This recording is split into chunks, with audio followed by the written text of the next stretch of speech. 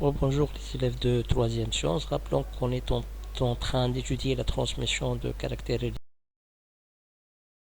Cette vidéo, c'est la troisième vidéo, euh, ou plutôt la quatrième vidéo, la deuxième vidéo de l'activité numéro 2. Alors, la dernière fois, on a vu ceci.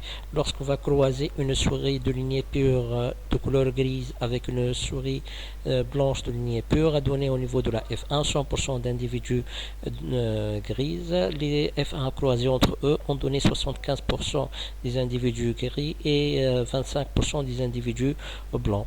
Alors, euh, on a fait, plutôt on a analysé si vous voulez les résultats. Alors le P1 de lignée pure, on a vu la notion de lignée pure, ça veut dire que l'individu porte les deux allèles identiques. C'est par méiose il va donner un seul type de gamète. On a parlé de homozygote. Alors, et par fécondation, on a obtenu au niveau de la F1 des individus qui présentent les deux types de allèles, gris et blanc. On a dit que ces individus sont des hétérozygotes. Alors, des hybrides. Malgré la présence des deux allèles, on a un seul allèle qui s'est exprimé, qui est de couleur gris. Euh, euh, Ceci veut dire que l'allèle gris domine l'allèle blanche. On a passé pour poser les couples d'allèles, on a posé le couple d'allèles grand G petit b avec grand G qui code pour gris, petit b qui code pour blanc et grand G domine petit b. Alors, on a fait, si vous voulez, on a expliqué les résultats. L'individu de race pure grand G de génotype grand G sur grand G, celui de grand B de génotype grand B sur grand B. Par méiose, l'individu grand G va donner l'allèle G et l'individu petit b va donner l'allèle petit b. Par rencontre des gamètes, on va obtenir ceci qui correspond au génotype de la F1 et de phénotype gris. On a dit grand G domine petit b. Donc ceci est démontré de fait que la F1 est 100% gris. Alors, on va passer maintenant au deuxième croisement, les F1 croisés entre eux. Alors, le F1 est de génotype G, grand G sur petit b.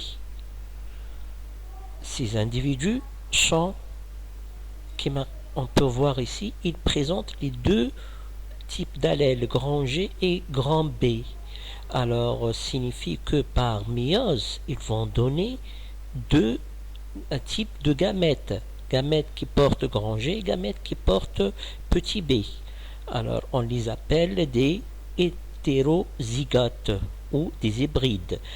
L'individu il est hybride du point de vue gamète, il est hétérozygote. Il va donner deux types de gamètes. Alors, voici les deux types de gamètes avec les proportions, puisque la méiose, la séparation se fait au hasard.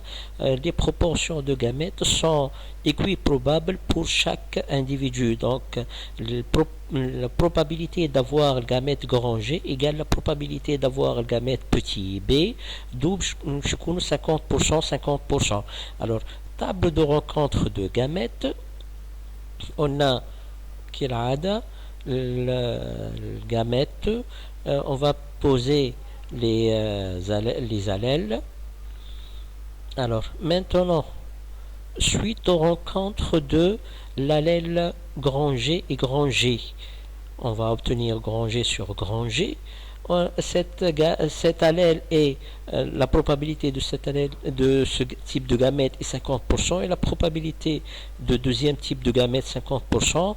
Alors par si vous voulez, la probabilité d'avoir grand G sur grand G est 50% fois 50% égale à 25%. هذا grand G. Maintenant, deuxième rencontre, grand G avec petit b. Alors, grand G avec petit b, aussi 50% fois 50%, 25%.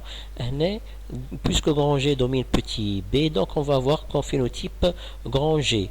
De même pour la rencontre grand G avec petit b, qui va nous donner 25%, un individu de phénotype grand G, la probabilité est 25%. Maintenant, rencontre de petit b avec petit b, 50% fois 50% égale 25%, et le phénotype, ce sera petit b. Alors, comme conclusion, si vous voulez, de ceci, on a la F2, la F2, elle est répartie comme suit, en grand G, 25% plus 25% plus 25% égale à 75%. Et petit b égale à seulement 25%. Alors, si on va revenir en arrière pour voir les résultats pratiques, on a obtenu au niveau de la F2, F1 fois F1, 75% gris et 25% blanche. Alors, notion de test cross. Le test cross est un croisement entre un individu de la F1, ça m'a attesté, avec un individu récessif, Isama testeur. Alors, le F1 est de phénotype grand G, son génotype c'est grand G sur petit b. L'individu de phénotype petit b, puisqu'il est récessif, donc je connais homozygote petit b sur petit b. Donc voici les génotypes. Par méiose, cet individu il va donner 50% de gamètes qui portent l'allèle grand G, 50% de gamètes qui portent l'allèle petit b. Alors c'est un hétérozygote. Et l'individu petit b, il est homozygote, il va donner 100% de gamètes qui portent petit b. Par rencontre de gamètes, on va avoir, alors là, grand G et petit b, ça va nous donner grand G sur petit b. On a 100% fois 50%, ça comme résultat 50%. Et là, petit b sur petit b, ça sera 50%. Donc, conclusion, le test cross a donné 50% grand G, 50% petit b. Conclusion. Alors, dans le cas où les deux parents diffèrent par un seul caractère, à savoir, on parle de monohybridisme. Deuxièmement, si la F1 est homogène, ça veut dire qu'ils sont toutes identiques, 100% identiques. Donc, les deux parents sont de lignée pure. La F1 est hybride et le caractère étudié est porté par un gène contrôlé par deux allèles. Ça, c'est le premier loi de Mendel. Alors, Mendel, c'est le père de la génétique, c'est lui qui a fait les premières études de la génétique, c'est le premier théorème de Mendel. Donc, le premier théorème de Mendel suppose que la F1 est 100% homogène, donc les parents sont de race pure, et la F1 doivent être hétérozygote, hybride ou hétérozygote. Alors, si la F1 porte le caractère de l'un des parents, elle porte le caractère gris, donc ce caractère se transmet par dominance absolue, d'où soit le couple d'allèles grand D petit r. Alors هذوما في المطلق grand D petit r حطيتهم في المطلق grand D pour dire dominant et petit r pour dire récessif, qui code pour ce caractère, avec grand D code pour le phénotype dominant et petit r code pour le phénotype récessif, et grand D domine petit r. Alors, du fait que la ségrégation des chromosomes se fait au hasard et donne des gamètes équiprobables, les résultats du croisement de F1 avec F1 donnent 75% grand D, le phénotype dominant, et 25% le phénotype réciproque. C'est la deuxième loi de Mendel. Le test cross est un F1 fois double récessif, donne les résultats 50% dominant et 50% récessif. Maintenant, à quoi sert le test cross? Si on prend un individu dont si vous voulez, si on prend un individu, dans notre cas une souris de phénotype gris, elle peut être de génotype gris, gris sur gris ou gris sur blanc.